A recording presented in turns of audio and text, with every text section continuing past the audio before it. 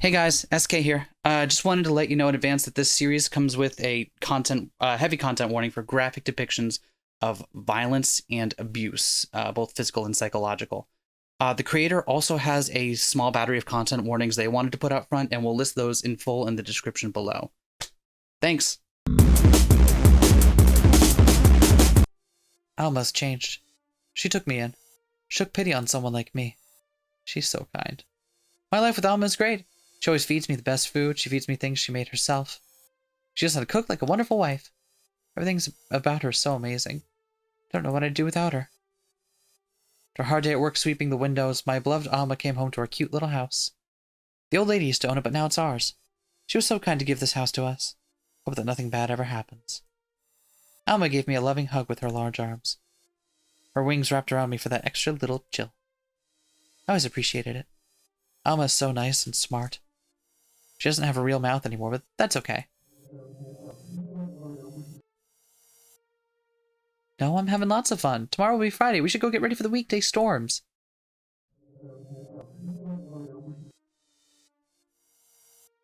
No, you don't like the curtains. They never cover the floors. I know.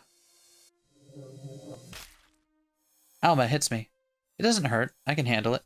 Sometimes she just gets upset. That's how she is. I love her for that. She's a complicated person. I'll help her through it. After all, she helped me. I must do unto others as they did unto me. I take a brisk walk outside the house while something boils. Today the hot breeze is nice and cool. I like it when the breeze is nice and cool. It's a beautiful town, but I can't stay for long. I walk back inside as soon as possible. Alma doesn't like it when I'm gone for too long. Mercy. Huh? I look down. A beetle with an eye on its back sits at my feet. Mercy, I don't think this is good for you. What makes you think you know what's good for me or not? Mercy, you have to run. That's why Alma doesn't like it when I'm away for too long. I have to go home. Go fly somewhere else. Mercy, I know you want to escape. Go away. Mercy, I love you. I want to crush this nosy little beetle, but I don't have the heart to. It will never understand me. My heart belongs to Alma. I step over it and leave. I told you to stop staying out for so long. You're worthless. I know. You're scum. I'm sorry. She says those kind of things, but it's okay. It's fine. She's a complicated person. I'll help her through it. After all, she helped me. I must do unto others as they did unto me. The books look good today. I open one of them to the last page and start watching. The worthwhile crime hooks the dragon next to an expressed shock. The countless appraisal tosses our revenge.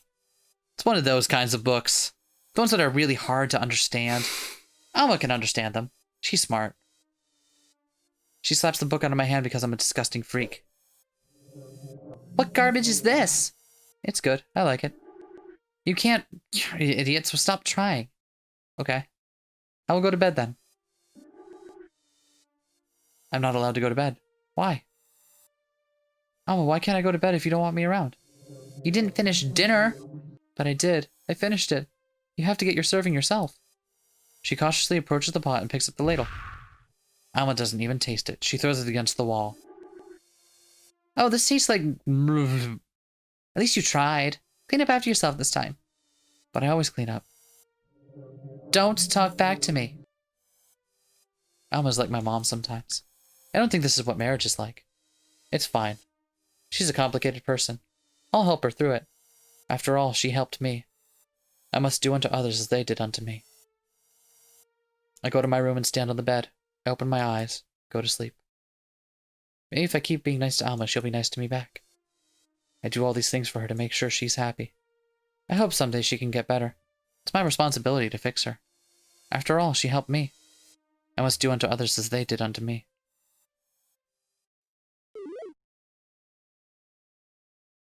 Mercy, please wake up. This isn't right, it's all backwards.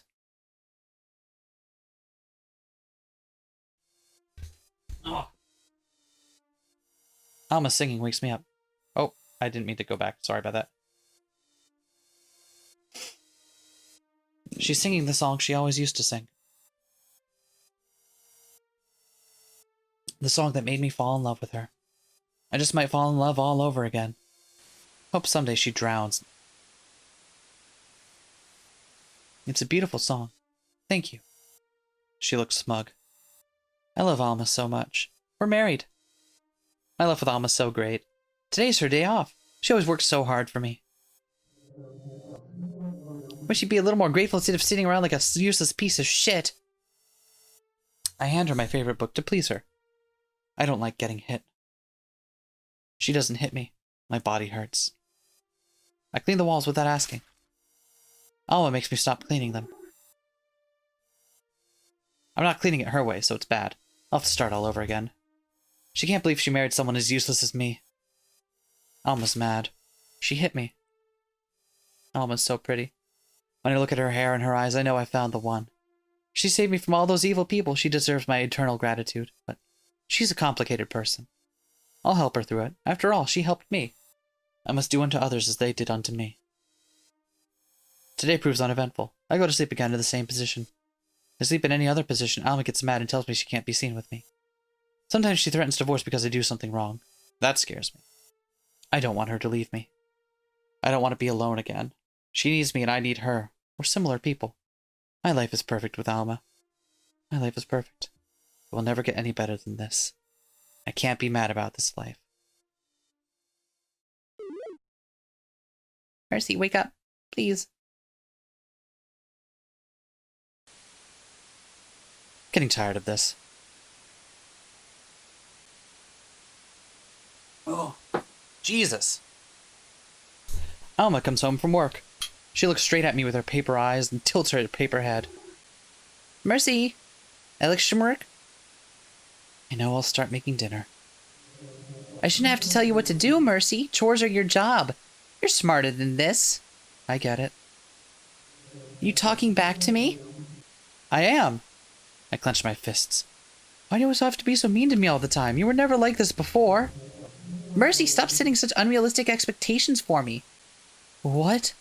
She sneers at me. Looks like you didn't think your little accusation through. Don't be so rude to me. It takes a lot to own a house. Can kick you out anytime. I can help you if you need help. What are you going to do? What talents do you even have to offer the world? I have to protect you. Just please be nicer to me. Why should I? Why do you expect me to be nice to you just for any reason? You owe me for helping you. You should be grateful I even looked in your direction. I didn't ask you to save me if you didn't want to. It's the old Alma. Oh, the old Alma? You mean this Alma? Oh, that's so... Oh. Oh, why? The Alma that bottled everything up? Why don't you try accepting other people that have feelings for once, Mercy? I'm not a toy you can play around with. Since you're so useless, I'll cook dinner tonight instead. It'll taste better than whatever you make. Go to your room or something, but don't leave the house. I close my eyes and try to sleep. My head is so fuzzy. I don't understand.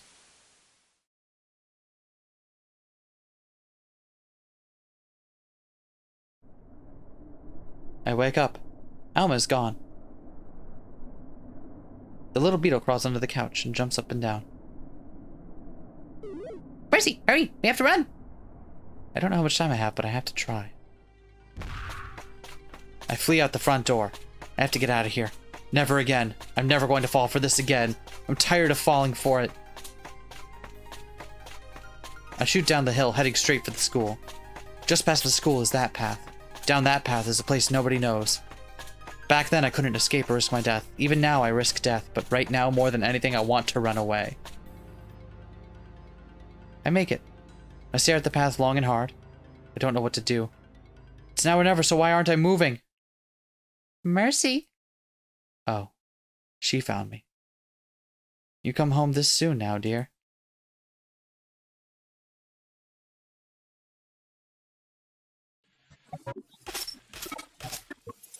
So one thing is that's not coming across here is that the title of the box, the game window is also changing to Stop thinking for yourself and quit listening to the stupid beetle. Or the damn beetle. I'm very stupid. Alma hit me a lot. She hit me so much my whole body hurts. I owe her. I'm not allowed to think anything different. I will get hurt otherwise. I prefer the punching over the words. The words are the worst. It's like little bits of me are falling apart. Alma comes into my room and speaks telepathically. Don't think that, Mercy. Mercy, I'm here to help you. I'm sorry for any pain I've caused you. I've got some luggage of my own. Sometimes it all comes out on you. I need to change my ways. Will you really? Yes, I'll change. Seeing you here lying in your bed all beat up has hurt me. I feel so much regret. Please don't leave me, Mercy. I need you as you need me. I'll feed you some nice dinner tonight, okay? To make up for all the pain I put you through. It's the least I can do. Yay! I'm so confused. Alma has a day off today to make sure I don't do anything funny. I shouldn't be betraying her like I did yesterday. It must mean I've got mental issues. When I get like this, she gets so worried about me. She'll even compromise our lifestyle just to look after me. One last paycheck could cost us everything. She cares about me so much. I'm tired. You don't look very sick. Get out of bed. I didn't say anything about sickness. In fact, it never has to be taken care of. She kicks me out of the bed anyways. I'm so confused. She has me do all the dishes. Our schedule is every other day for each of us. But lately, it hasn't been like that. She needs to relax every day when she comes home from work. Try telling her it's her turn. So what is my turn? I work my ass off every day. You're so ungrateful. She's right. I'm sorry, Alma. It's okay, Mercy. I love you, Mercy. Choo. I stare out the window. The weather looks good today, too. The sky's filled with dark clouds. Want to cut my face on. Yeah, I'm fine. Thank you. She's always checking up on me to make sure I'm okay. I'm such an ugly freak. The world would be better. I love Alma so much. Alma's always looking out for me. I'm a useless burden compared to her. What the fucking shit? Today's not a good day.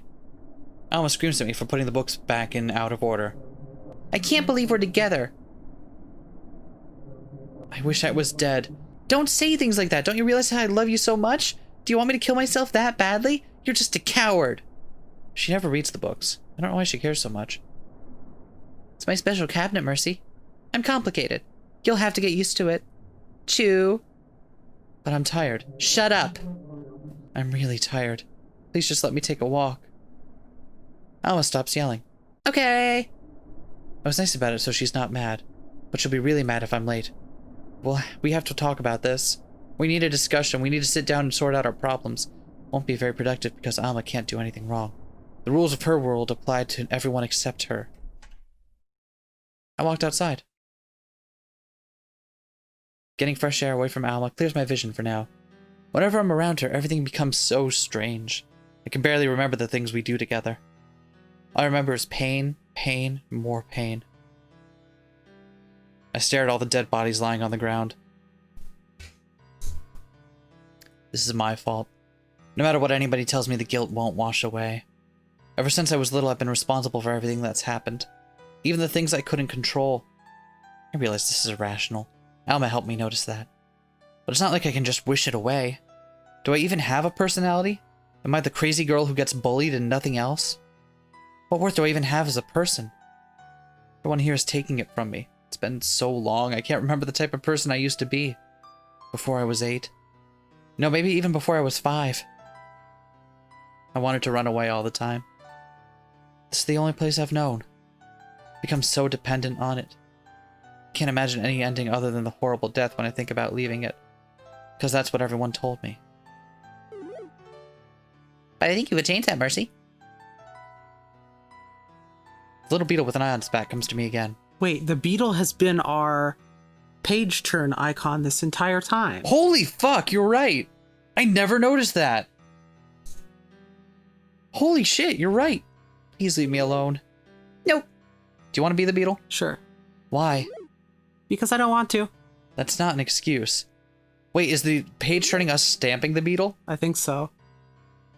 Mercy, you wanted to leave, right? Do you want me to help you? I can be your escort. I walk past the beetle. It jumps up on my shoulder and snuggles next to me. We both know where I'm going. Is that what it is? Is it a boot stamping on it, or? I can't we're sitting far away from the screens. I don't know. But something like that. The walk downhill feels familiar. I like it. Reminds me of a slightly better time. I miss everyone. I miss all the people who hurt me.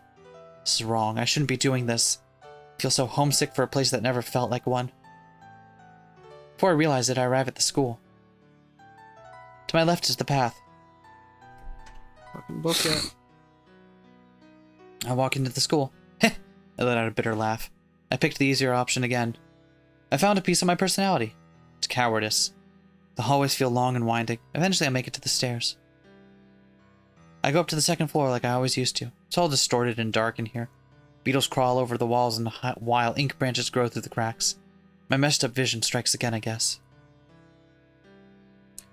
No matter how dark it is, I can see the bodies outside in the town. I know where each and every one is. I don't know how long it's been, only Alma and I in this little town, but apparently long enough to memorize something dumb like that. All these corpses once belonged to someone who hated me. Delilah, Clara, Faust, Nin. Those same people had lives of their own, unrelated to mine. A complex guilt plagues my mind. Their deaths were so meaningless and cruel. They didn't deserve that kind of ending. To many of them, playing with my feelings was meaningless, even a pastime. Did they deserve it? Do I deserve this? Is this justice? For who? Seems to be no easy answer here. Something my tiny brain can't comprehend. I stare at the moon. Before I realize it, tears are spilling down my cheeks. Useless death, meaningless death. Soon I'll reach that ending too, whether by Alma's hand or my own. I backed myself into a corner and dug a grave there for good measure. What could I have done differently? Do unto others. Don't feel guilty. They deserved it all. What am I supposed to believe? Damn it! I punched the wall. Again, again, and again. I'm a murderer. I'm a worthless brat.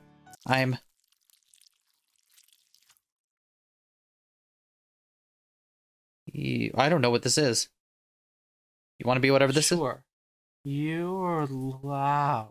I freeze. An inhuman voice comes from the trash chute. The chute slams open with incredible force even though nobody is there. Oh my god, okay. We're doing this, huh? It's me, Clara. Something I'm ugly back. climbs out of it. Oh, it hurts my body. The thing coming from the chute makes its way out. Wait! It lands on the ground with a soggy plop. That's not Clara. I take a step back in fear. Mercy. Oh, wait, well, okay, no, it's showing us. Okay, Yeah. okay. Clara? Mercy, I hurt. Her entire body is elongated and thinned out. Her skin is bruised and bloody. She slowly gets on all fours, preparing to come for me. One of her arms is completely gone, so she has to rest on the stump. Her jaw is all gone, too. For some reason, she's in her full uniform. I can't tell what's real or not anymore. Do I run? I want to run. But my guilt pins me to the floor. I deserve this. Mercy. Clara takes one jerk forward, and another jerk forward.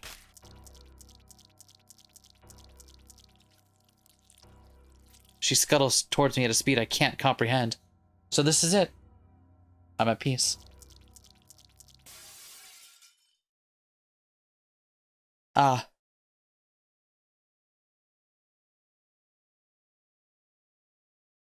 Clara fades away, crumbling into black ink. I'm presented with 4 doors. From behind each door, I hear 4 different things. The sound of the river. The sound of the choir. The sound of the wind. And the sound of a mushy, crawling noise, not unlike Clara from earlier. Mercy. My escort hops off my shoulder and lands in front of me. Mercy, you must enter the doors in order. Okay. I open the door with the sound of the river. Directly in front of me is the river in the middle of town. On the bridge stands a small doll dancing away in excited frenzy. Its head is too big for its body and it's covered in blood.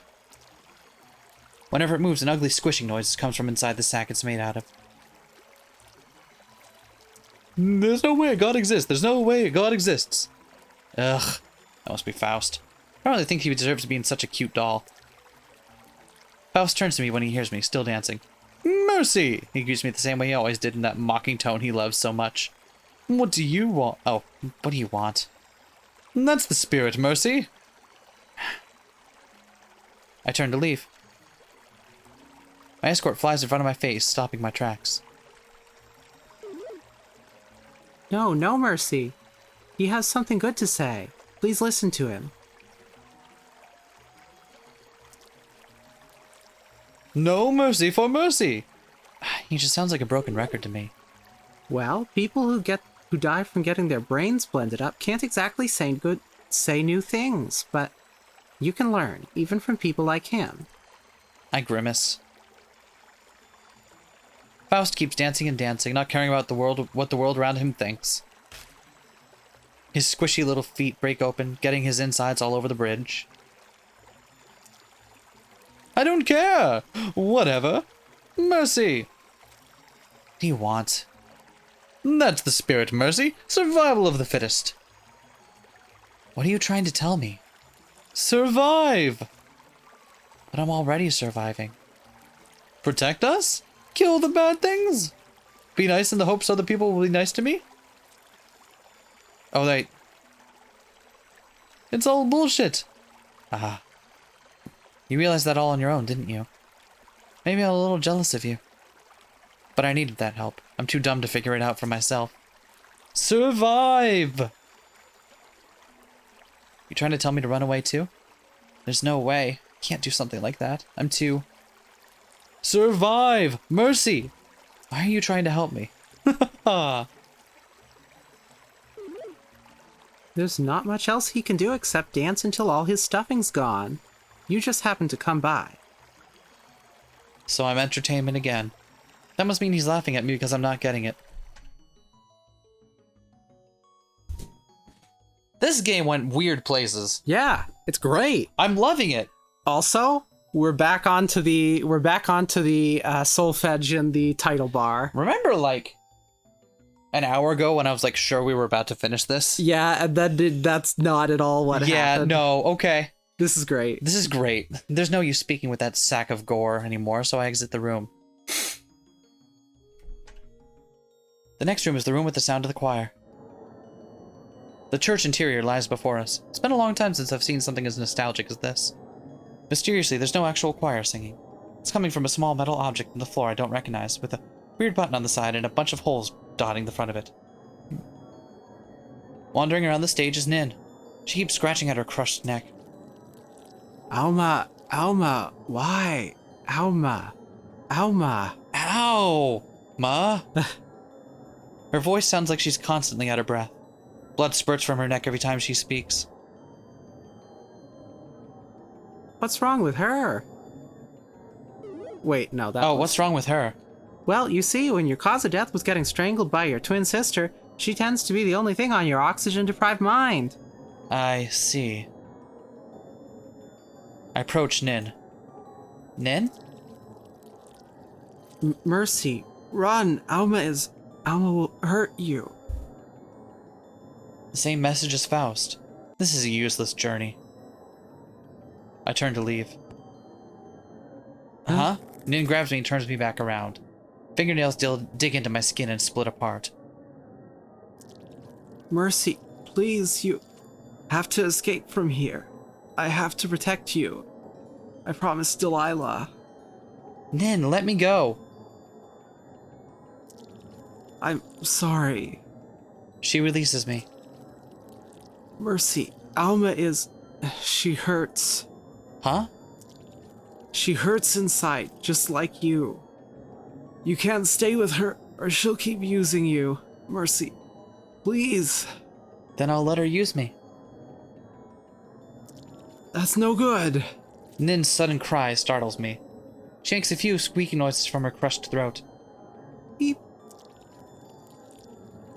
Alma is hurting inside. She can't rely on people anymore. Mercy, please save my sister. She killed you and yet you want to save her? I don't understand. My head hurts from the choir playing. I don't want to be here anymore. That's okay. She already said what she needed to. Let's go. I feel like we're getting Ghost of Christmas Pasted, but we're also totally not buying what they're selling. Yeah, we'll see. The next room is the room of the sound of the wind.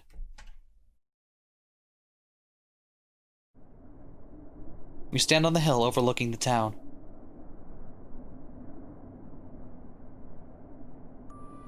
There's Delilah. Her body has no injuries, but I know she's gone too. She turns around as the wind whips her hair. My escort jumps off my shoulder again and climbs onto Delilah instead. It melts into her like ink dropped on paper. Mercy. I stand to attention. Delilah? Do you understand now? I don't get any of this. Why are you making me go through this? Do you hate me too? You know that's not true, Mercy.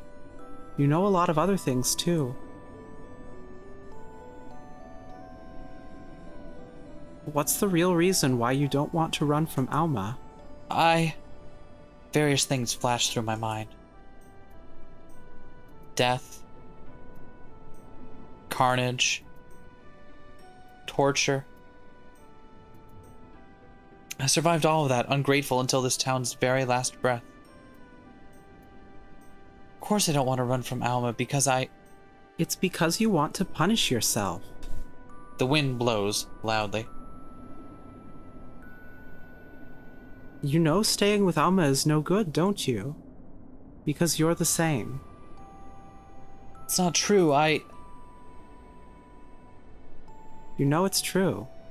Otherwise I wouldn't be telling you this. We're on a journey through the mind. I can only take you shit that you know but won't tell you shit that you know but won't admit. Nice. Delilah takes my hands and holds them gently. Mercy, it's time you forgave yourself. There's only one way to fix this problem. You have to run. What's going to happen to me if I do? What if Alma catches me? The solution to your second problem will be solved in the final room. However, to the first, you'll find that out for yourself. But I'm scared.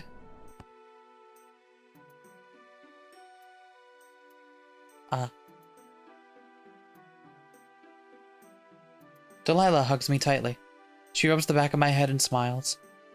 Change is always scary, Mercy, but we all need change or else we'll stagnate. Delilah. I hug her back and begin to sob. Delilah! Sorry, I'm sorry. This is so embarrassing. Oh. I don't look cool at all. It's okay, Mercy. Shh. Delilah keeps soothing me, not caring about how I look or act. Like she always has. I want to stay here forever. Knowing Delilah, she'd probably let me. So I have to pull away myself.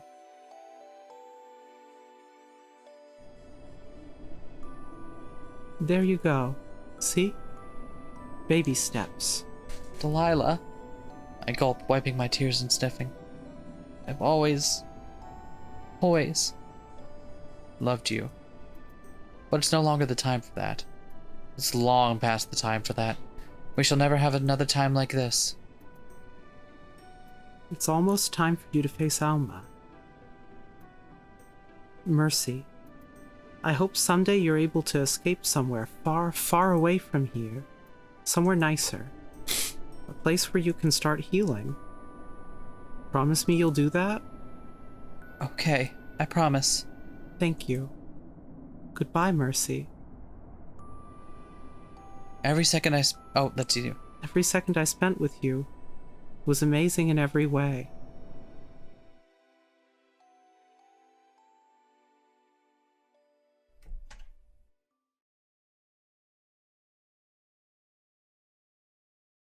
I leave the room and enter the next. Enter the next. Huh. No? No, we're beyond that now? Okay. Are you telling me we've gone beyond petty reference humor at this channel? It's the hallway from earlier. Clara crawls around, confused, looking for me. Clara. Oh, sorry. I'm over here. She stops and snaps her half-intact head around to see me.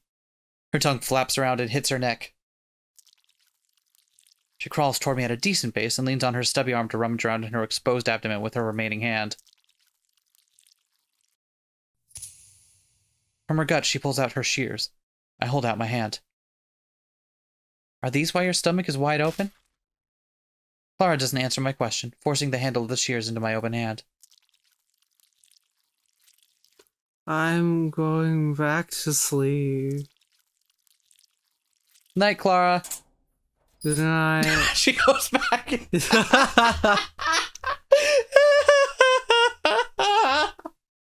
Okay. Okay, that's really funny. I don't know why that's so funny. I think we needed that laugh, though. She crawls back into the chute, opens it, and slides back down the compactor. Whee! Wow, I did not realize how cathartic that laugh was until I couldn't stop. Now it's just me, the empty school, and Clara's shears. I fiddle with them a little to test them out. Let's go. Well, it ain't a scissor blade, but it'll do you. I mean, I do believe it is. I do believe it is a completed scissor blade. Oh! We've already established. We've already established its arm-sized shears. I walk up the hill to the church. At the top of that hill stands a furious angel. She wears a mask like I once did. Alma. Mercy!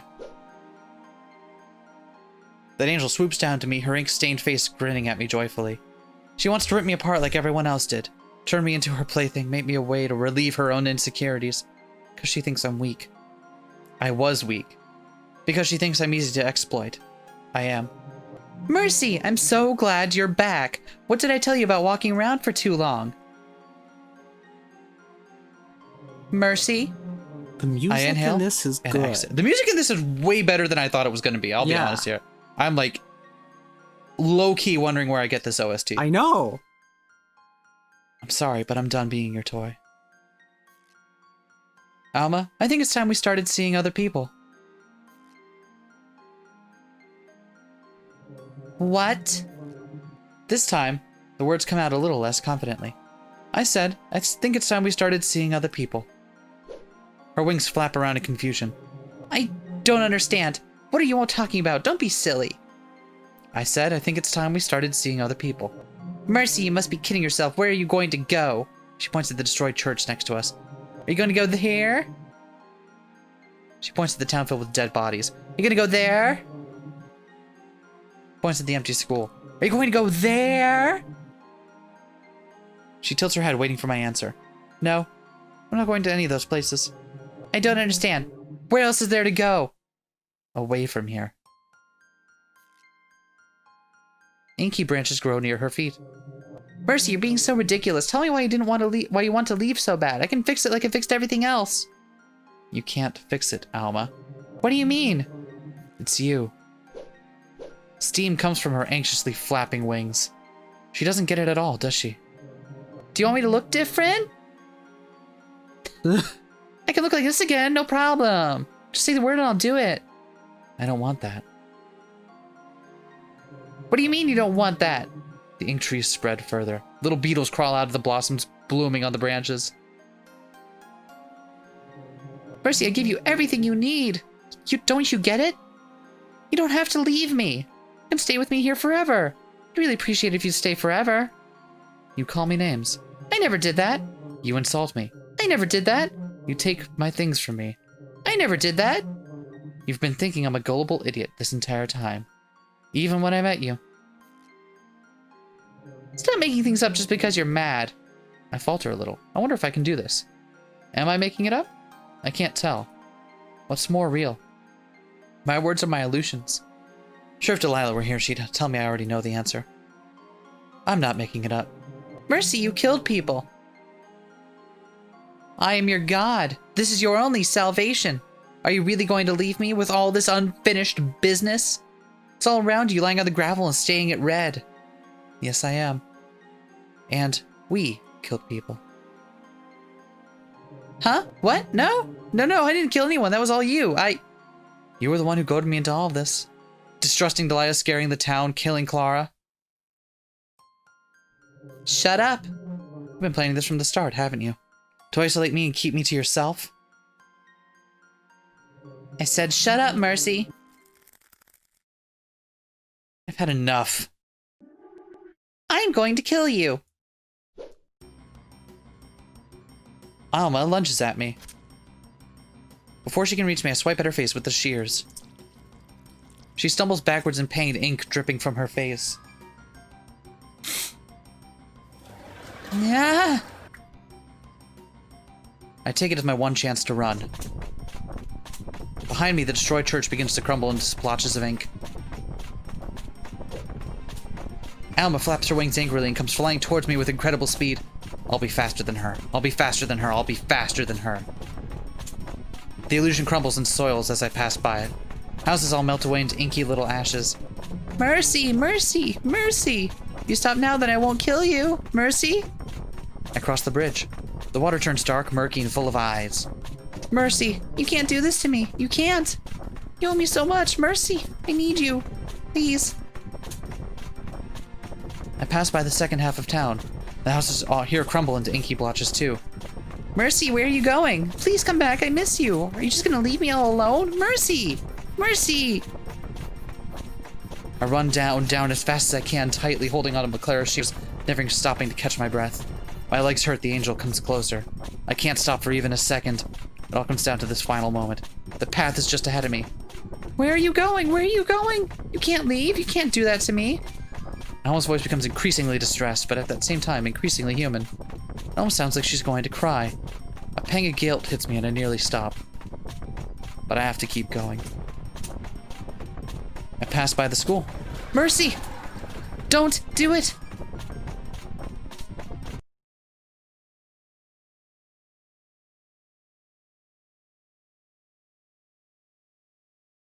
I reach the path. Alma stops. I turn to face her one last time.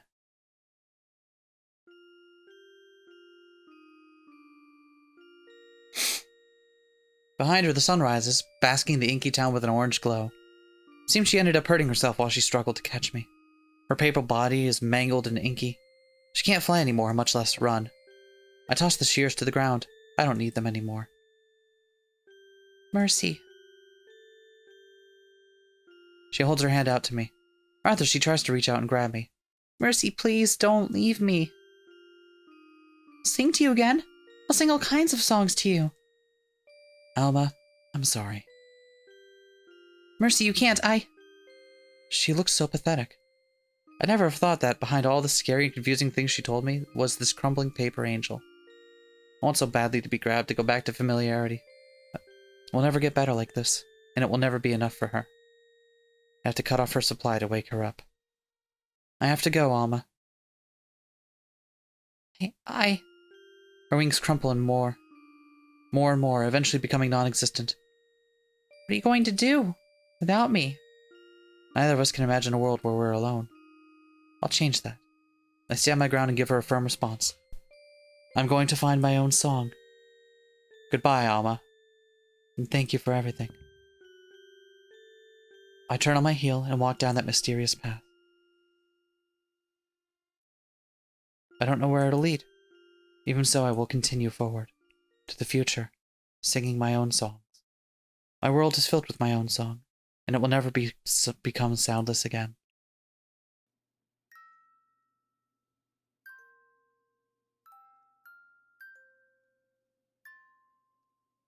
What the fucking hell?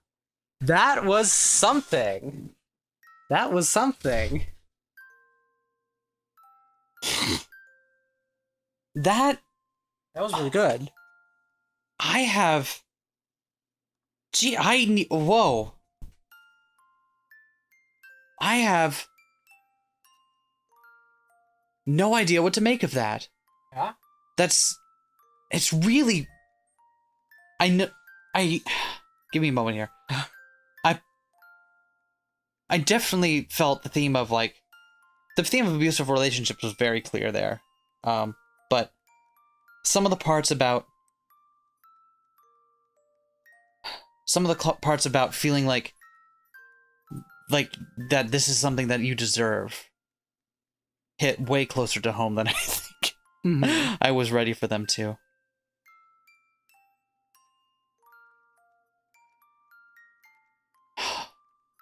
God damn.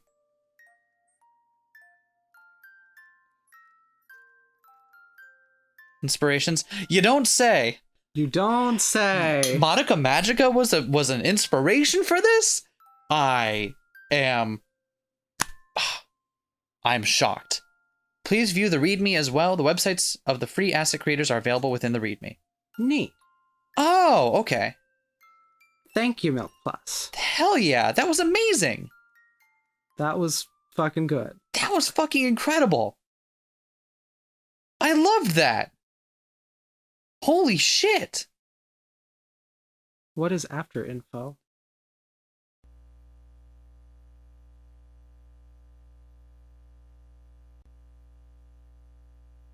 I'm sorry?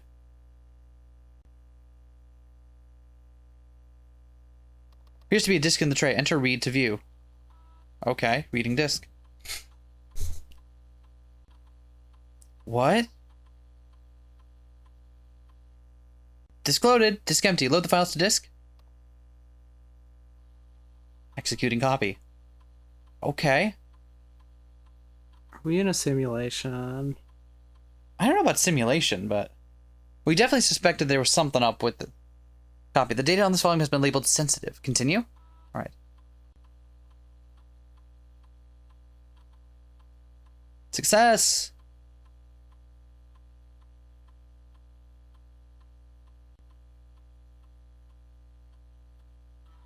Huh.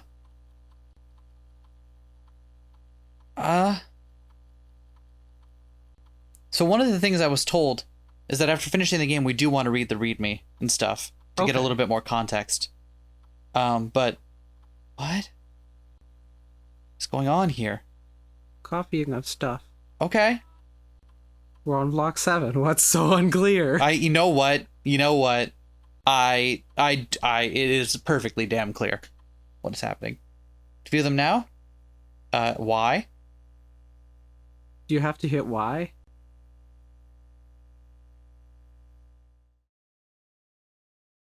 What are these? Yeah, what are they? Audio files auto-transcribe to convert to text format. No other modifications have been made. Okay. I'll read. Do you want? Yeah. Would you want to read for a bit? Yeah. I am so here. I'll give you the mouse too. You want to take it? It would be preferable to just read if that's possible. Go for it. Welcome to the Vault number 237 terminal. This is now Fallout. This terminal is used to access programs that control the nanomachines within the biodroid. This is now Metal Gear Solid. The cyborg series that the United States government requested the Society for the Advancement of Humanity look into.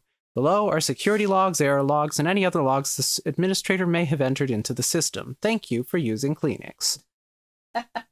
Security logs. 111. System date reset by user admin. Previous date 2/12/37. Notes. A new beginning. Error logs. 111. System date emergency reset. Reason. Fatal integer overflow. Details. Timeout causing fatal crash. System restored self and accessed Unix bug fix successfully. 6/15/1595. Failure to execute red override 2 on subject 25. Reason. Organic reject error, type unknown. Details. The organic part of the subject rejected the nanomachine changes in an indecipherable way. Unresolved. 00000. Fatal error. Reason undefined. Details undefined. Helpful. Okay. Miscellaneous logs. From here on out, I will be using this terminal as a way to record the goings-on in the town we have established. Let us begin. Date unknown. Last known date, January 18th, 2038. The date, starting now. January 1st, 1. The new beginning of humanity on Earth. We who traveled land and sea have finally reached our destination.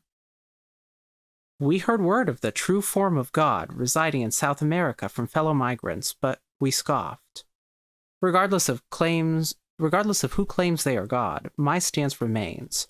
All gods are merely divine agents, some following one half, some following the other. The Chinese were right, and so were the Hindu in a sense. Yin and yang, opposing elements with a touch of the other within them, two sides of the same coin. It is no coincidence that for every force there is something that opposes it. I have been given this divine information. It has been directly implanted into my brain for a long time now. My survival up until this point was in preparation for my rule. In a world that has... Dun dun! In a world that has lost God in favor of the struggle to survive a destroyed world, I will become the Messiah. This voice is pretty tiring, so I'm going to go back to a different one. Two halves for everything. That is the basis of the truth of this world. I, the two couples I have made my disciples, and the followers that came with us, all agree. It is quite fortunate that I have discovered this fully stocked bunker. It was a bunker. Uh-huh. You were right. And partially intact town in the Philippines, a rare find indeed. Perhaps God guided me as he always does. It will be here where we settle, and I shall build a place of worship right above the bunker for ease of access. We've already started reconstruction of the church that was already standing here.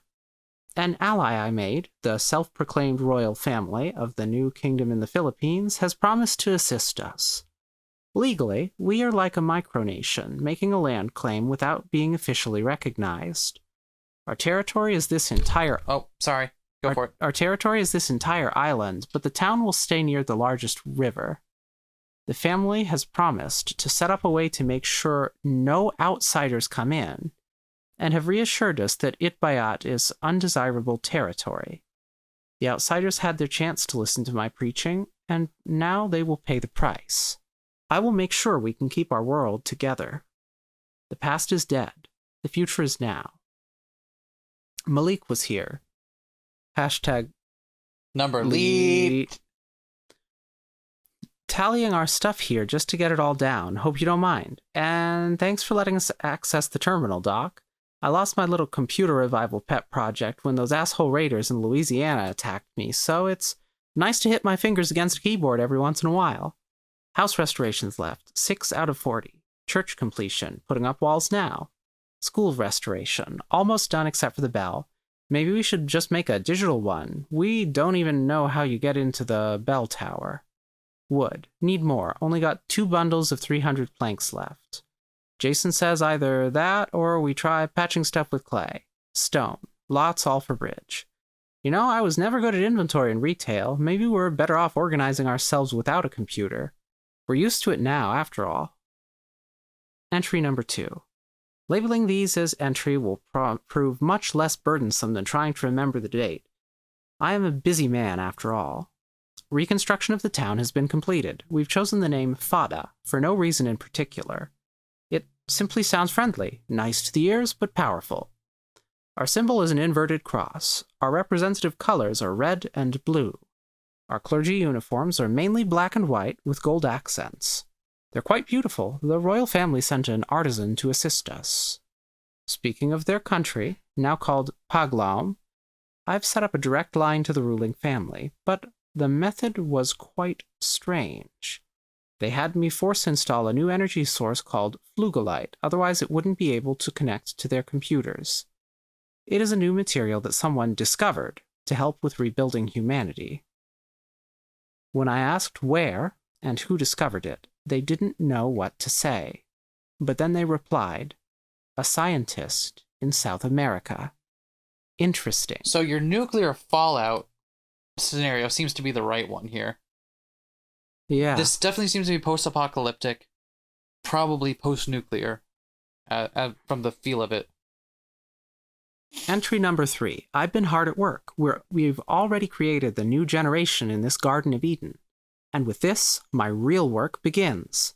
I've requested the water filter, backup generators and chemicals, as well as changed the locks to the bunker. The clergy families will no longer be able to get in. Jason, the wrinkly barrier bastard, kept demanding that they'd receive immortality already, like I said in the big speeches. So I took him down here along with the leader of Expulsive and shot them both. I've disassembled them and put their body parts in a freezer in case anyone here needs a transplant. I'll decide what to tell their wives later. Nobody's allowed to leave anymore. I'll show them the true power of God. Here's the secret. I am the God. Who would actually believe all that bullshit about the two halves? These people, apparently. And now they're all mine. They are all my experiment. I can't get enough of this feeling. I couldn't get enough when we dissected frogs in 4th grade. I couldn't get enough when I made that sleep aid. And I couldn't get enough when it was just me, Eve, and Lilith 100 feet underneath Orlando. Playing God is something only the privileged few can understand. That's why I created the society, after all. The people have lost faith. I will give them faith. I will force them to worship me. I will rule them over. Religion is but a mere tool. I can invert the cross of Christ simply because at the end of the day, it is only a symbol. I can do whatever I wish with this destroyed world. My grand cult social experiment begins now. And what a bunker this is! What a perfect choice! This may just be the most interesting experiment we've set up. Vaults number 230 through 240, the ones we put in Oceania, were for biodroid experimentation. It seems as if the residents of this bunker have already been transformed and then put into cryogenic sleep. There's 27 in all, including a little family. To save hard drive space, I've compiled all the information listed in the files on the miscellaneous logs onto a small netbook that Paglaum sent me a few years ago. Unfortunately, I cannot use it to create nanomachine programs, as the netbook won't connect to the old-fashioned terminal, even if I use that correct cable. It's that damn Fluglight, but no matter, I will make do with what I have. Lucklight? Yes. Lucklight? Yes. Here is my plan, so I don't forget it, considering the limitations of the human mind. Write new scripture and print them into books, then force children to learn scripture constantly until they reach 18. Add in the sciences along with, pretend it's all thanks to God. If religious scientists can stay religious after excelling in their field, then why can't a cult? Besides, I don't need them making stupid mistakes. Drug the entire town using diphenhydramine in order to keep them drowsy and unable to act. Perhaps use the river and pretend we need to drink from it every morning. Create something nobody will be able to explain, thus proving that the fake god exists. I sound ridiculous typing this all out. If only my immortality drug expanded the limits of memory as well. What the shit? I think we guessed at some of this, but definitely not all of it. Yeah. Entry 4. I've created the first holy woman. Her new name shall be Alat. Interestingly enough, all the subjects here are women, despite the registry listing men along with the 27 women. Oh, Christ. This is where he's getting the holy women. Oh. He's just thawing them out.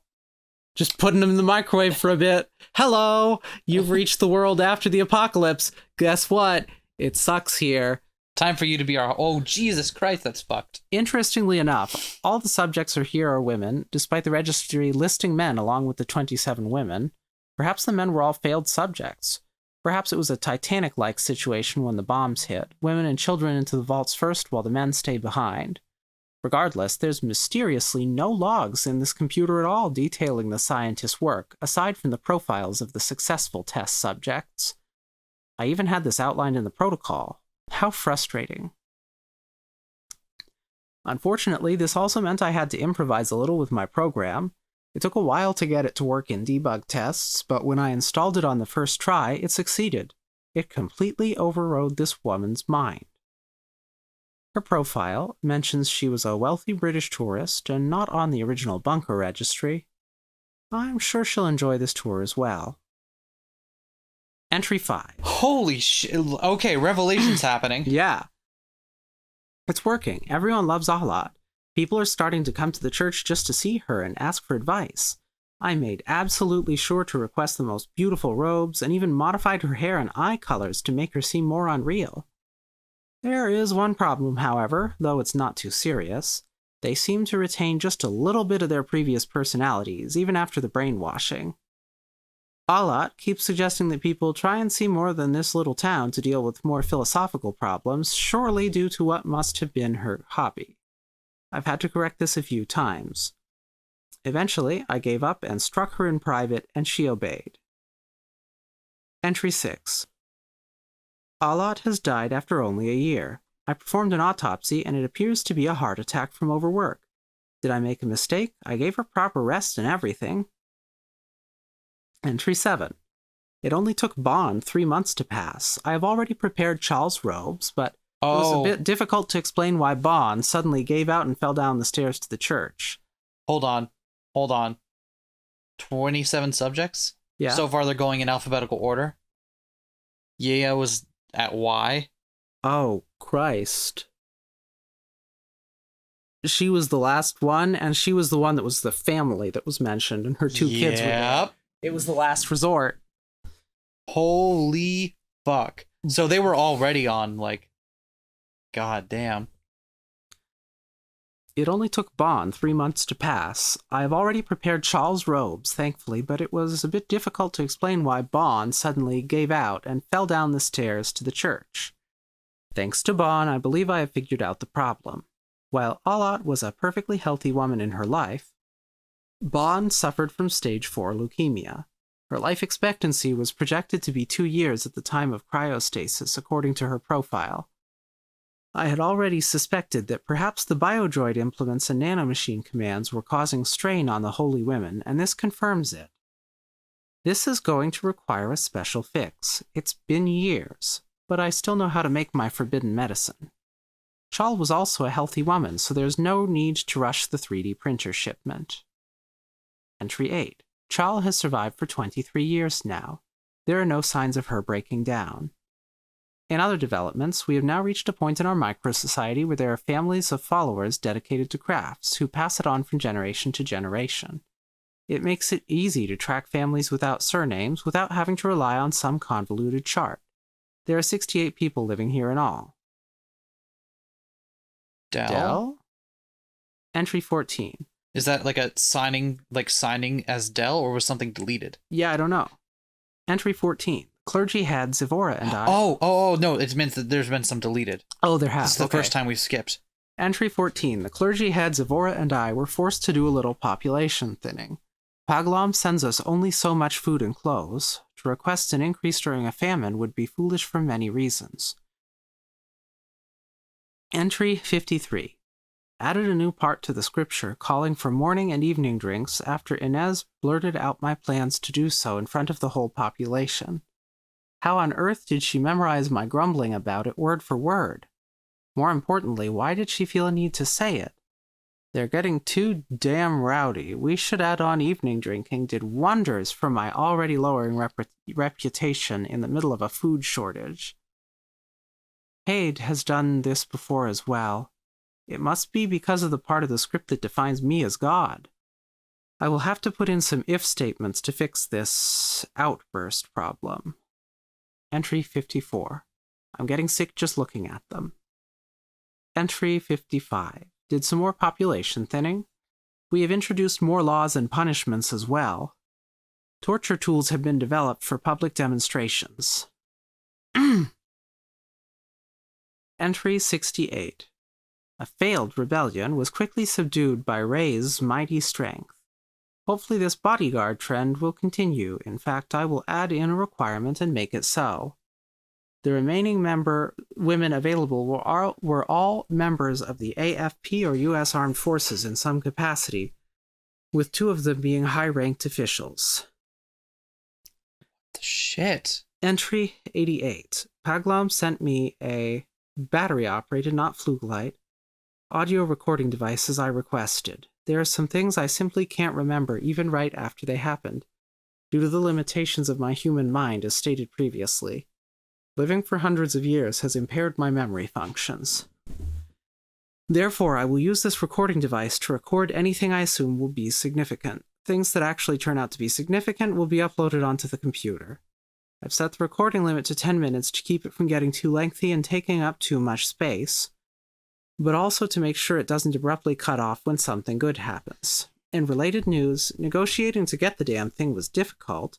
Does nobody in the outside world remember what a battery is? They had to specially make the device and the batteries after I explained it, for God's sake. I love the subtle horror of what the hell is happening outside. Yeah.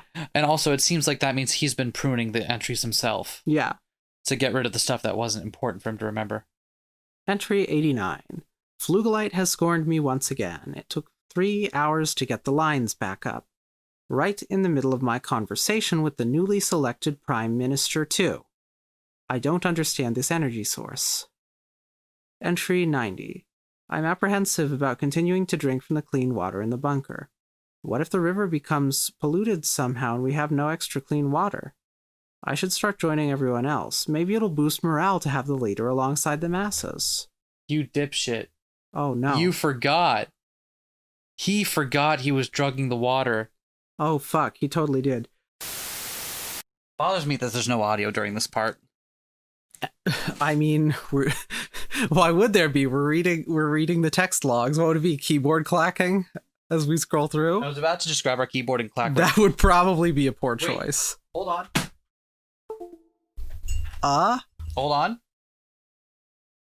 on. Got a solution. I see. Okay, thank you. You're welcome. Hack into block 3, enter. Did it work? Yeah. Okay. Entry 143. I had to delete a significant amount of entries, as well as earlier versions of the nanomachine program due to space limitations. I have done my best to keep entries that I consider milestones. The first 3 audio recordings were deleted as well. No matter, they were only sermons anyways. Entry 144. Zial's nanomachines have broken down. It is time for Yea's debut. What I want to know is, there's no reason for him to alphabetize their names. Why did he? I guess so at a glance he could know how far he was through. Oh, that makes so much sense, because he knew he wouldn't remember. So he gives himself indexes. I didn't expect there to be a cogent response there, but here we are. Just like the reason that people were no longer families with surnames, but just had trades that they passed on. Yep. Because it's easier. So what was just above this? Oh, right. Oh, there we go. It's 145. Entry 145. Something odd happened. Just as the install was about to finish, Yea became conscious of her surroundings. This has never happened before.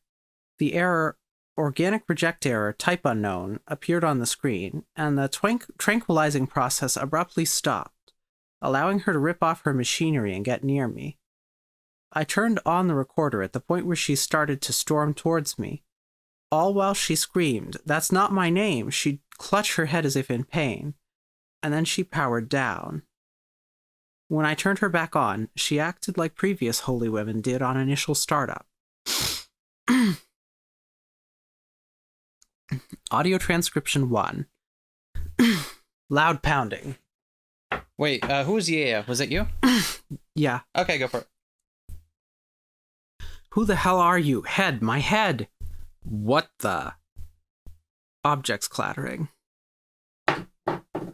Don't knock things off the table. Don't tell me what to do. You could have seriously harmed me, Yea. You were an inch away from my face.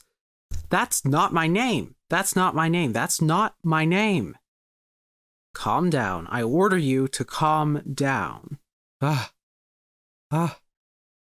Angelica, Nina, I'm so sorry. I'm so... Nina, why are you such a stupid child? Did she power down? So the holy women were not just defrosted, but androids? Or is he using power down in the sense that he can brain hack now, so all meat is... Yeah, plus it's all nanomachine shit. So Right. So right. Human and machine is probably not so different.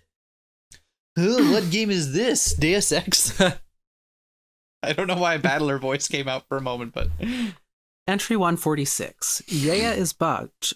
Whenever I try to fix the bug, she reacts the same way she did before. She's almost killed me twice now.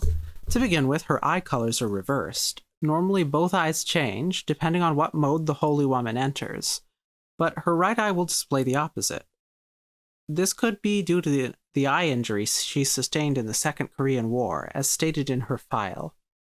I've given her an eye patch and stayed vague in my response to any people asking how she got it.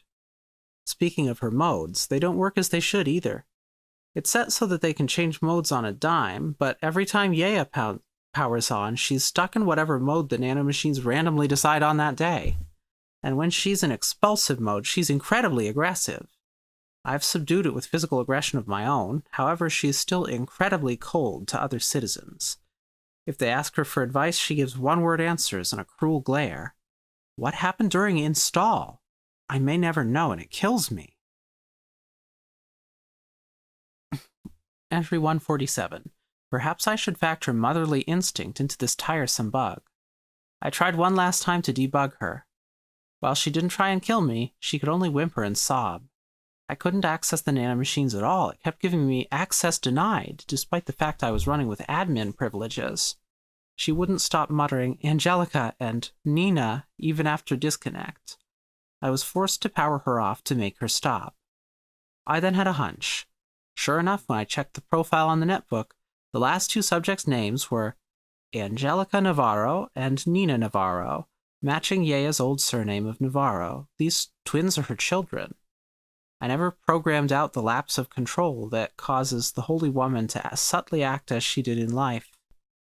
Unlike the other childless women who were surely grateful to discover the cryosleep and nanotechnology worked, and that the world's flora had returned without any radioactivity in sight, Yaya must be angry that the society experimented on her children, enraged even. She must be subdued after every transgression. I can't allow her hysteria to affect my status. Entry 148. Political tension is mounting in Paglaum. It's concerning, but they claim they have it all under control. Entry 149. Yaya no longer causes problems. The only irritating thing about her now is her coldness on expulsive days, but I'll change that someday. Well then. Oh, was that the block we were in? We were in block 4, okay. Block 5. Entry 150. A 15-year-old girl named Naomi has arrived on the island on one of the supply boats. Nobody accompanied her. I attempted to contact Paglaum about this problem, but the lines were down again. I was forced to take matters into my own hands and capture her before she woke up the whole town with her confused shouting. Apparently, she was running away from home and seeking a sanctuary, but she wouldn't explain why. Now that she's come to this island, I cannot let her leave. Entry 151. The lines are up, but Paglaum will not answer me. Naomi has tried to escape the church on several occasions now. It's only a matter of time before some neophyte acolyte starts spreading rumors, as they always do. If Paglaum does not respond soon, I will have to either kill her or assimilate her. Entry 152. I was going to kill her when expulsive head number 72, Sebastian, revealed to me that his wife was infertile the very same day. It makes sense, considering how disturbingly old the wife he chose is. How annoying. I don't know how I'm going to explain this to the flock. I've already done my best to make sure that only the heads of the two families knew about her arrival. This is just a completely new headache, and there's no painkillers either. Entry 153. The adults and elderly took the youth serum bait, fitting, as they've been the most devoted generation to date, due in part to their upbringing. They all did an excellent job of acting divine, after all, especially during food shortages. Their children, however, didn't seem as convinced. It worries me how passively devoted they are compared to their parents. If they produce another generation with their devotion this low, they will surely become secular. Naomi is not pleased with this, and neither is Sebastian, but Sebastian knows his duty, and so they will be getting married in secret. Interesting. Entry 154. Naomi has finally settled into her role, thanks to the drugs and the river weakening her. She only spoke when spoken to, and is quite the submissive wife. However, her and Sebastian have still not gone to bed with one another, and Sebastian gets older and older as the years pass. I urged them to hurry and produce an heir, as the Barrier family is 5 years ahead of them, and that God is not pleased. Yaya pressured them as well, and they finally gave in. Before they left for their quarters that night, I heard Sebastian apologize to her. What an odd man. Entry 155. The heir of the expulsive family has been born. She is a girl. Naomi insisted we name her Delilah. Well. Entry 156. Paglam's lack of communication has worried me. Even though the connection has been re-established, nobody responds. There was a small blip of activity the other night, but not much else. What is going on? That's a great question. Oh, there we go. Yeah. I cannot connect to whatever sort of internet this new world may be using either. It's a limitation the Flugolite has presented to me recently. Does it not respond well to classic electronics? It's just a little stone. My head hurts. I don't have time to figure this out. Entry 157. It's just as I feared. The new generation is proving to be very secular. The middle schoolers have already caused several ruckuses during class, and are constantly asking teachers questions Copernicus would be surely pleased with. I'd be elated myself if their curious questioning didn't pose the threat of a slippery slope into a decapitation attack. I must do something. But what? Oh no. Hmm? I think I'm now seeing the through line. What do you think? He sees a generation growing up that's going to have anger. So he gives them a scapegoat? Needs something to direct it at. Entry 158. The head family of the choir is trying to convince me that their child is divine. Not unusual for citizens to try and get on my good side, but considering my current circumstances, I'll think about it a little more than I usually do. And somehow spiders have made their way into the bunker. This is what I get for leaving the vault open all last night. Entry 159. The power suddenly went out and switched to the backup generator. Thankfully, it did not shut off long enough for Angelica and Nina to wake up. This means the Flugolite running the equipment stopped working. Paglam hasn't responded. I should have never listened to their damn suggestion to switch to all Flugolite, because it's clean. Entry 160. The divine child has psychosis. Her name is Mercy. The parents kept insisting they could prove it, that she could see things. I eventually caved in and agreed to test her. I chose to see if she had any of the disorders on the schizophrenic spectrum, since hallucinations are a hallmark of any psychotic episode. It had been years since I last saw a copy of the DSM-7, so I tried my best to remember the basic warning signs and diagnostic criteria. I took Mercy into my office. I was rusty, but I was eventually able to settle back into the role of doctor after so long. I asked her questions about hallucinations, delusions, catatonia, and disorganization in the most roundabout ways possible, so she would assume it was a test of faith and holiness.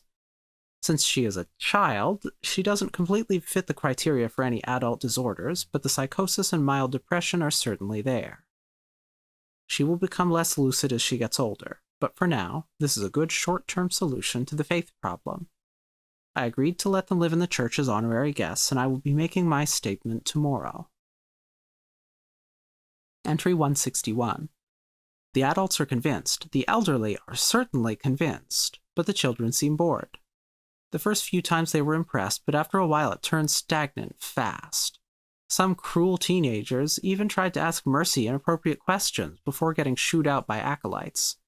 Maybe they'd be more interested if Mercy saw more than white butterflies and happy grass. This problem is getting worse and worse. It doesn't help that Mercy's parents are now taking advantage of their heightened social status. I recently caught her father pressuring someone into giving him what little alcohol this town has. My head continues to hurt. My ears are drumming. I will take my leave for the night. Interesting. Entry 162. Delilah won't stop going on and on about being a hero. I investigated this. As it turns out, Naomi has been showing her the comic books she stashed away in her runaway bag all those years ago. I won't do anything. It doesn't matter. Delilah won't be seeing any of these children until primary school is finished anyway. Entry 163. Mercy's parents have died. They killed each other in a physical altercation right in front of her to boot. Ah. That explains Yep. a whole lot. I ran downstairs to some crashing and banging coming from the main room, only to see the mother strangling the father as he struggled to hit her head with a glass bottle. Before I could act, he successfully hit his wife just before his windpipe was crushed. Mercy fainted shortly after. She's asleep next to me right now. I'll knock her out if she wakes up, or maybe kill her myself. Yaya's having trouble booting. God damn it, my head hurts.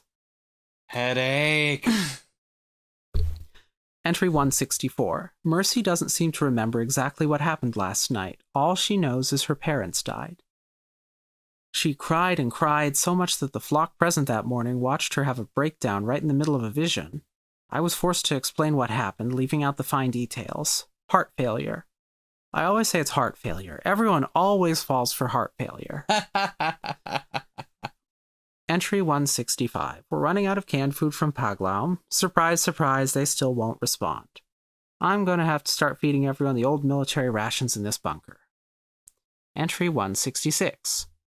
Yaya had a likely PTSD-induced fit when she saw the first MRE meal we've ever eaten. Mercy watched as I subdued her. This child is going to be psychologically scarred at this rate. You don't fucking say! We're on 5. We're on 5. Okay. On to block 6. Entry 167. Why, out of all the creation myths I could have chosen, did I pick the 2 halves one? God really did guide me. This is all real. Yes, why didn't I realize this before? Lilith and Eve, my inspiration, were God's divine guidance all along. Yes, he was trying to show me the truth. No, I have become God. I am God, damn it. Listen to me. I am God, damn it. God damn it. God damn it. I am God. Black and white, red and blue, male and female, darkness and light, water and fire, earth and air, religious and secular, ruler and the ruled, creating and destroying, calm and wild, Adam and Eve, angel and demon, kind and cruel, masochistic and sadistic, short and long, thin and thick, proletariat and bourgeoisie, anima and animus, cat and dog, round and sharp, sphere and cube, square and circle, disease and cure, infection and antibiotic, communism and fascism, sweet and bitter, art and math, left and right, modern and classic, backwards and forwards, bad and good, blessing and curse, hot and cold, danger and safe, night and day, foolish and wise, fade and brighten, external and internal, love and hate, ally and enemy, rude and polite, large and small, dry and wet, moon and sun, east and west, north and south. It's all there. It's always been there. It's always been there. It's always been there. Entry 168. I can barely fucking keep myself together anymore. Delilah is always doing such bizarre things during her training. She's going off script. She won't stop going off script. I'm going to have to do something about this. I don't remember typing any of this shit. Audio transcription 2. Stomping. Woman. You, head. Man. Your stomping is going to alert the whole damn church of the existence of this bunker. What the hell do you want? Woman. You hit Delilah. You hit my baby. Man. And she was acting out of line. I probably don't need to read the words at the beginning of the lines. Probably not. You can. You didn't have to hit her so much. Footsteps. Slap. Don't question me. Ah. I am your God. Do you hear me? My God? Exactly. Have you lost your mind? I became God long ago. No, I've always been God. The haves chose me. You've really lost it. You seriously believe the things you say? It's the truth. I have divine rule. This is my herd, and you are but one of many. You're a monster. Footsteps and audio. Jesus Christ. Entry 169. The people are losing faith rapidly. It didn't require any internal investigation. A few of the elderly flock came to me voicing their concerns, confessing that parents have flat out told them they're losing belief behind closed doors. They're worried about the future of their children and grandchildren if they don't find any faith. The schizophrenic kid was only a short-term solution, possibly even caused a larger loss of faith due to pressure to keep up tradition. I saw plenty of children giving her the evil eye. At this rate, the next generation might attempt a rebellion. The reason behind this disaster could be due to the fact resources are dwindling, just thus creating doubt in our connection to God. There's no use contacting Paglaum because the signal went out entirely. Equipment is running on the second-to-last backup generator. I think we might have finally reached the point where there's total compatibility issues between Flugelite and traditional electricity. I'd get a drink, but there's no fucking alcohol. Entry 170. Naomi has attempted to destroy the water filter. She is being dealt with accordingly. Audio transcription 3. You've kept me down here for days now. Do you plan to starve me? I was going to tell everyone you went missing, but I've changed my mind. Scuffle. Ouch, what the hell are you doing? Do you have any idea what you did? Ugh. You ruined my little prophet. You ruined her. You will pay the price, Naomi. Let me go, let me go.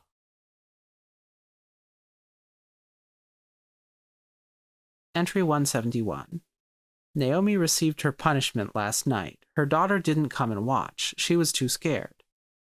Though, interestingly enough, when I returned, the bunker door was all open and the terminal was already on. I heard someone move just now.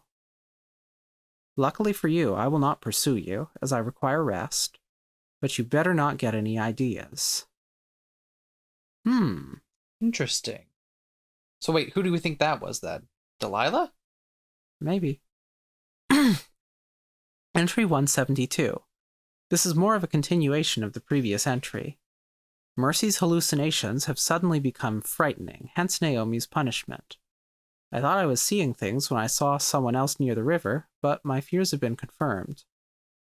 I can only assume drinking the increased amount of my drug, due to the powder spilling out of the puncture, altered her brain chemicals in some way, causing the hallucinations to change for the worse.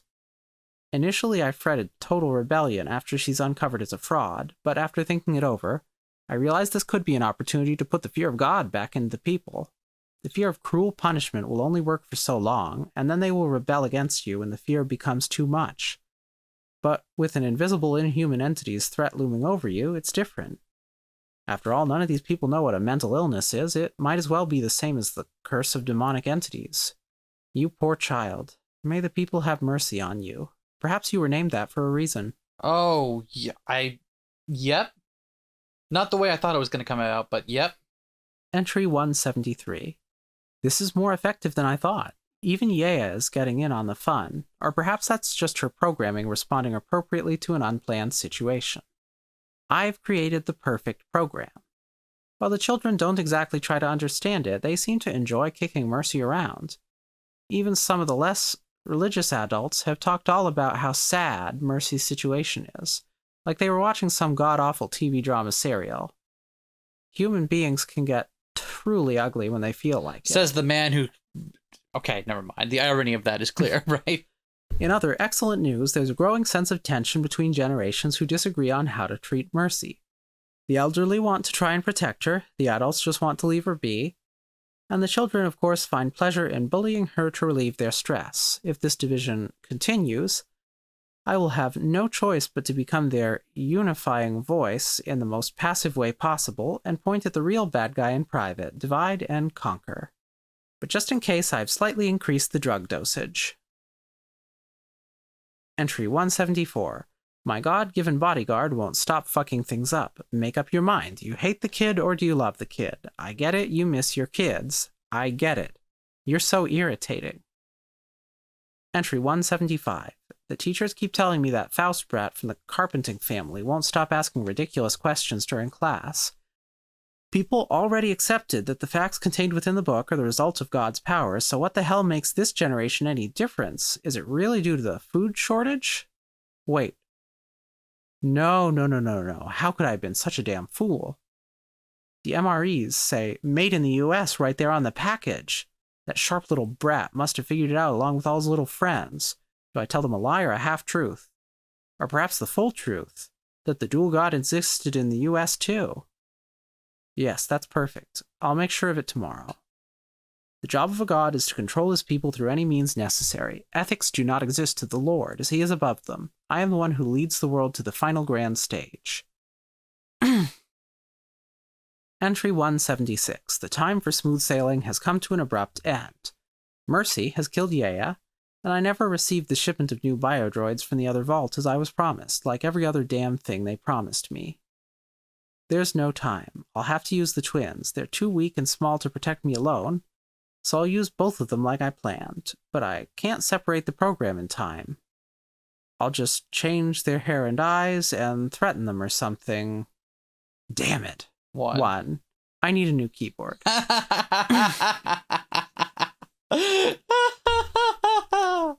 What was the entry number? 177. Entry 177. The town ate it up like flies to shit. The kids who've never seen a new holy woman come around are in awe. Mercy's an amazing scapegoat, too. Spreading those rumors really killed dissent. I'm having the twins go to school to learn the scripture as well, until I separate the program and get them under proper control. It's working. I've done it, by God, I've done it. I just have to wait for these useless idiots to answer me already. These old MREs killed someone yesterday. I had to dump them in the river and let them float off into the Pacific Ocean. Hopefully it doesn't wash up on some shore. Entry 178. Alma is acting strangely. She's going off script around Mercy constantly, regardless of my warnings. It's the talk of the town. I asked Nin what her sister was doing, but she only apologized and said she'll try to stop her sister, but no guarantees. She looked scared. Nin is the colder sister, but it's like Angelica has got her by the chain. A little devil, huh? Poor Mercy'll never catch a break. Audio transcription 4. Clattering. I dropped something. It's okay, you can pick it up later. Do you know what time it is? Oh, wait. So it is Delilah and Nin, isn't it? The terminal wait, which one's which? So girl number 1 is Delilah. Okay, thank you. The terminal says it's 0400 hours. What does that mean? Sorry, that means it's really early in the morning. I see. Hey there, Delilah. I was wondering when we'd finally get that. Yes? What made you decide to do all this? My mother would always read me these picture books about a woman in a red suit fighting evil people. She told me it was a popular, state-owned comic from her country. State-owned? Do you know what that means? It has to do with the government controlling it or something. I see. Anyways, I was always inspired by those comics. Expulsive energy is all about defeating evils, so I was already quite excited to become this town's idea of a hero, but after the head killed my mother and I found out the truth about the water and how he'd treat her, I realized the real villain was the head all along. My mother and father never did anything but serve him loyally, and he repays them in deception. I'm sorry to hear that. And to top it all off, he uses Mercy just because she has an illness. I especially can't stand that. How could he do something like that to someone like Mercy? Why do you like Mercy so much? I can't see what's so great about her. I find her charming and inspirational. She's gone through so much hardship, and yet she still stands. That doesn't sound inspirational to me. That just sounds sad. Inspiration porn doesn't work on Nin. Don't all heroes go through hardship before they choose to save the world? Is a hero someone who kills other people's mothers just to save themselves? I'm sorry, I wasn't thinking about what I was saying. It's fine, and I respect that you like her. It's just, even though she treated me and my sister like crap, I still love my mom a whole lot. I saved us from getting hit by the nukes, despite her telling me not to, because I wanted us all to get along someday. That was a mistake. Why did you wait so long anyway? I can't pull something like this off all by myself. I was originally going to recruit Mercy and Clara, but I worried neither of them would like the idea and have a crisis of faith like I did. When I met you, that all changed. You alright?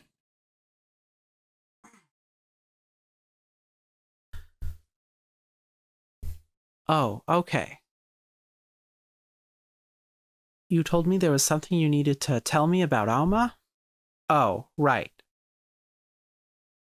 Alma's not right in the head. I mean, she's troubled. Sorry, that was mean. Mom told me not to say that about her. How so? She has this thing where if she's stressed out, she, kind of manipulates people who are vulnerable to make herself feel better. That's what the counselor told us.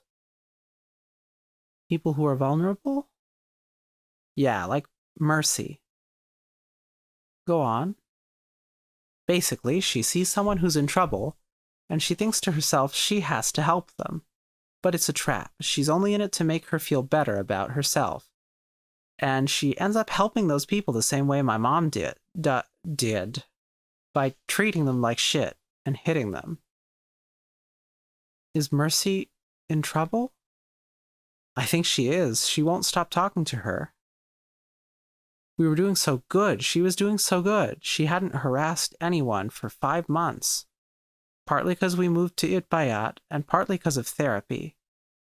I didn't have to split her and a new victim up and make everyone angry. The counselor was really helpful since we could afford the best in the country, but then the nukes hit, and it's like her progress has been reverted back to 0. Sorry, I made you all worried, huh? Don't apologize. Nin, thank you for telling me that. I'll have to do something about this, but for now, I should get back to stalking the hiding spot. The one I told you about, right? Right. Nin, where's the other rations? Did you see them? No, sorry. I wish I knew where the lights were. It's all right. It's not your fault. Did you make it last night? Yeah, I think it's broken. What's going to happen now? People are going to start waking up. That's what's going to happen. Ooh. Isn't this the part we overheard? I think so. Yeah, we started hearing here. Which I guess furthers our interpretation that that they did have something to do with it, but also didn't know what was going on. That's how. You had it right. You really think you can do it? I can't take you and Alma back to your old lives, but I can make a new, better life for everyone. If something goes wrong, nothing will go wrong, trust me. But Alma, I can't predict what she'll do. I know she's already got her sights set on Mercy. I guess you're right. Maybe if I give her a little scare, she'll stop. Is that really enough? What was that? It was Mercy. I saw her ponytail and dress turn around the corner just now. How much of that did she hear? I don't know. I'm worried. She's never up this early, and she should especially be resting today. Maybe you should head to the hiding spot now and see if you can catch her. Say something vaguely helpful, like food for thought. Food for thought? Right. This place is weird. You ever had to take a long-release capsule? Food for thought is a long-release capsule for your mind. Why can't I just directly tell her Alma is trouble? We don't know how much damage Alma has already done. If it's enough to get Mercy to hate you, then I don't want the hate to be directed at you. Let it happen to me. All right, Nin, I trust you. Good luck. Better put all the files back in place so he doesn't get suspicious. Is this a recording device? I've never seen one like this before. It's running. Should I tell Delilah? Does she even know what a recording device is? Better turn it off and delete the recording if I can. Audio transcript. What was that? Oh, sorry. Audio transcription number 5.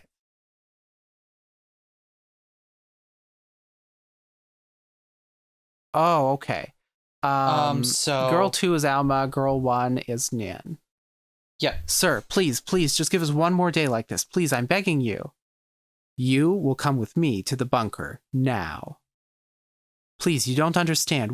It's scary. We don't want to forget everything we've ever known. Nay, please stop crying. Aren't you scared, Angelica? Stop your screaming. I'll scream louder. You wouldn't. You're scared, aren't you? You're making a I'll run out right now and tell every single member of the clergy eating in the dining room that the head priest has Mercy's curse. If you think you can scare me... Nina! Damn it. Unidentifiable noise. Inaudible. Everyone!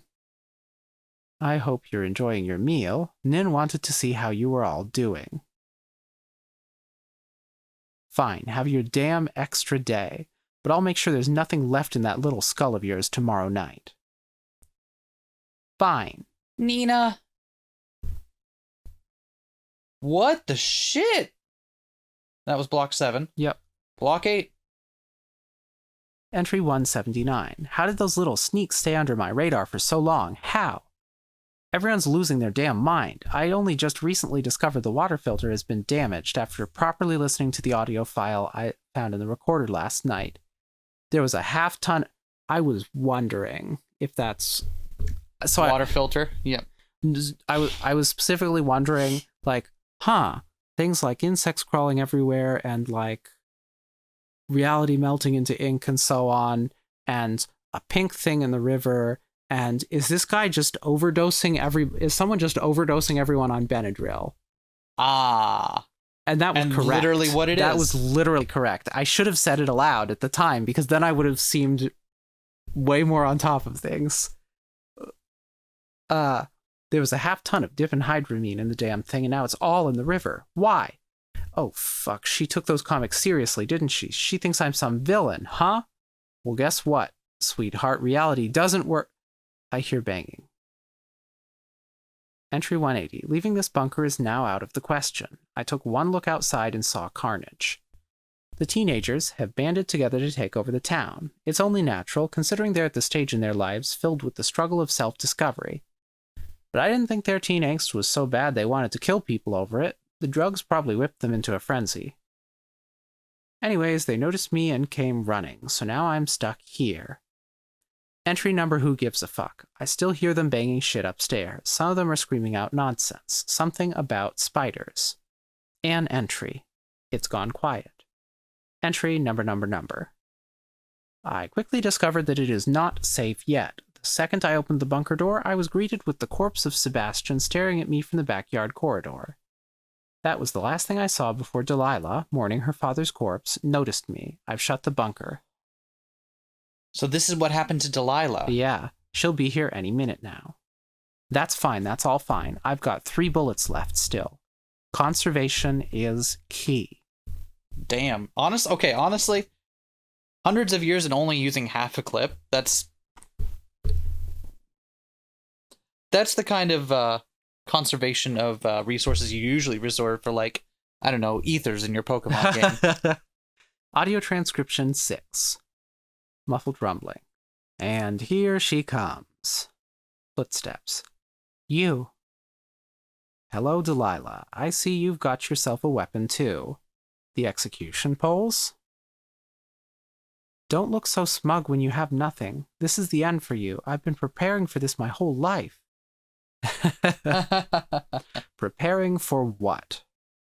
To finish what my mom started. So you and Nin were the ones who broke the water filter after all. Tell me, did it ever occur to you that you could just take the powder out from the filter? What? You don't even know how it works, do you? Just like Naomi. You blew it, kid. So what? This is so unlike you. Are you really that mad about your mother? This isn't just about my mother. This is for Mercy and Clara and the twins and all the other people you've hurt. Nina told me all about her old life before it was stolen by you. Ah, Nina. Her mother was quite unstable and aggressive when I defrosted her. I remember it like it was yesterday. Defrosted? You froze people? How? I'm guessing that girl never told you how long it's been since the nuclear apocalypse happened? Switch flip. Loud mechanical noises. Look behind you. What did you do? What is all of this?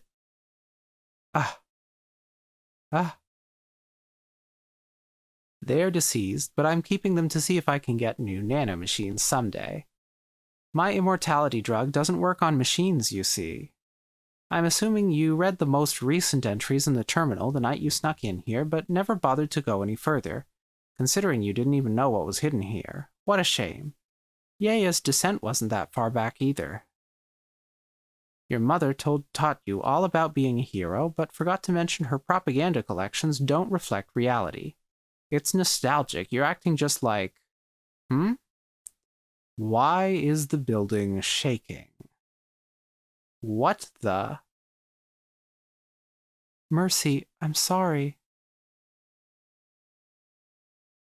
Entry, fuck it. I've had it up to here with fucking brats. She locked the door, I can't open the bunker door. I screamed and screamed, but nobody came. They probably killed each other. My fist's bloody. Typing won't do shit. I hate this computer. Fuck. I broke off the key. Fixed it. The ceiling's coming... Entry, $. It's flowing in through the ceiling cracks. No, you can't trick me. I'm not drinking the water. I'm not drinking the water. I'm not drinking the water. I'm not drinking the water. I'm not drinking the fucking water. I'm not drinking the water. I'm not drinking the water. I'm not drinking the water. I'm not drinking the water. I'm not drinking it. I'm not drinking it. Don't drink the water. Don't drink the water. Don't drink the water. Don't drink. Bonus. Hey. Extra thanks. Do you want to keep reading? Do you mind if I pass it off? Oh, no, go for it.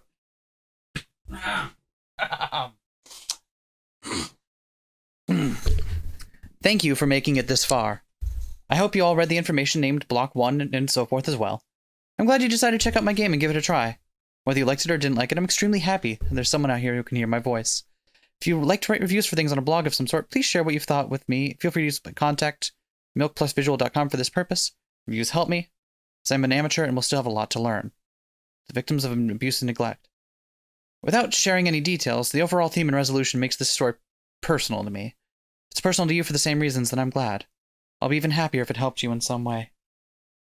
Narcissism is much like the illusions in this game, whether you're a sufferer or a victim. It's a constant state of emotional turmoil and self-doubt. If you're ever suspected you're being used to make another person feel better about themselves, then please don't doubt that hunch. If you can take the path out of the town, then you should. But if you can't, that's okay. Always know someone out there loves you, whether it's a distant impersonal love like this or something deep and direct. You are more than your beliefs or some grand scheme, and you are not the means to an end. Notice, not everyone who suffers from a cluster B personality disorder will become an abuser. More often than not, sufferers actually end up as victims in abusive relationships themselves. Alma is a very rare case, and she still has a lot to learn, too. There's hope for her to change and heal. Anything, you're a lot more susceptible to heading down that path, whether you have a disorder or not, if you also have a history of parental abuse and a lack of self-reflection, as was the case with Alma. As long as you recognize that you are not your parents, and that they were wrong, you will be able to maintain a much healthier relationships. Therapy can also help if you have access to it. If you fear you may become an abuser like your parents were, please read what fleas are and how to prevent it from escalating. And there's a hyperlink. Resources for suicide prevention hotlines, chats, text services, another hyperlink, and support. This is incredibly thoughtful, especially after how fucking heavy that game was. Jesus effing Christ. Good self-care is reminding yourself of your strengths when you can only think of your weaknesses. Good self-care is learning how to create boundaries for yourself. Good self-care is doing what you want, even if it makes you uncomfortable or scared. Or doing what you must. That's very okay, different. Hold on. I should re-record that. Good self-care is doing what you must, even if it makes you uncomfortable or scared. Not many people know that there are adult protective services. While they mostly focus on elder abuse, it's possible for younger adults struck living with abusive parents to open a case with services as well. In the United States, these services focus on helping you escape from your situation and learning how to live on your own. Google your country, state name, and adult protective services to see if there are services available in your area.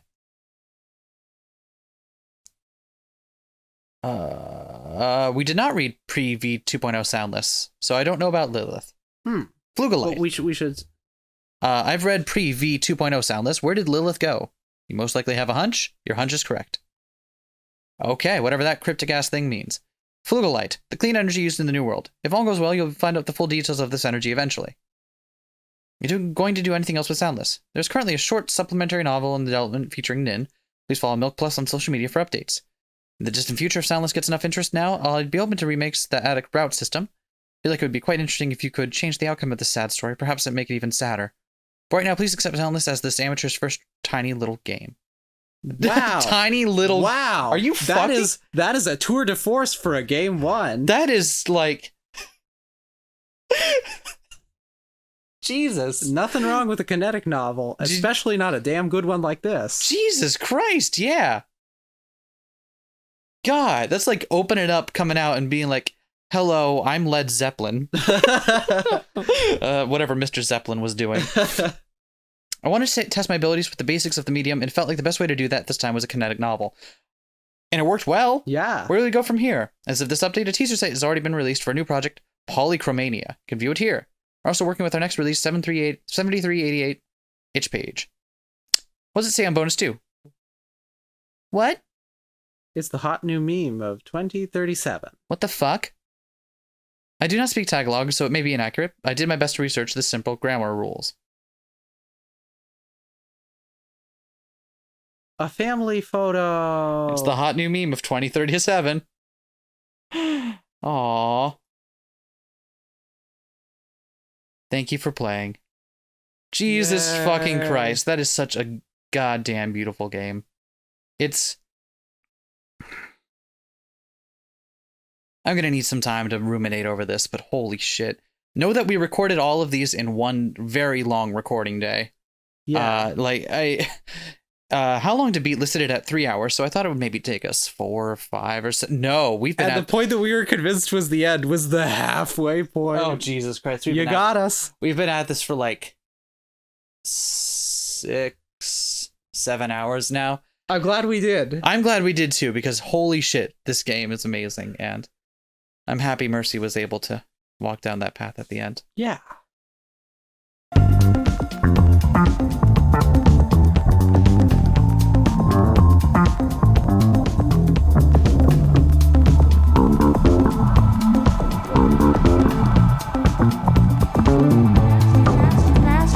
Smash that like, comment and subscribe.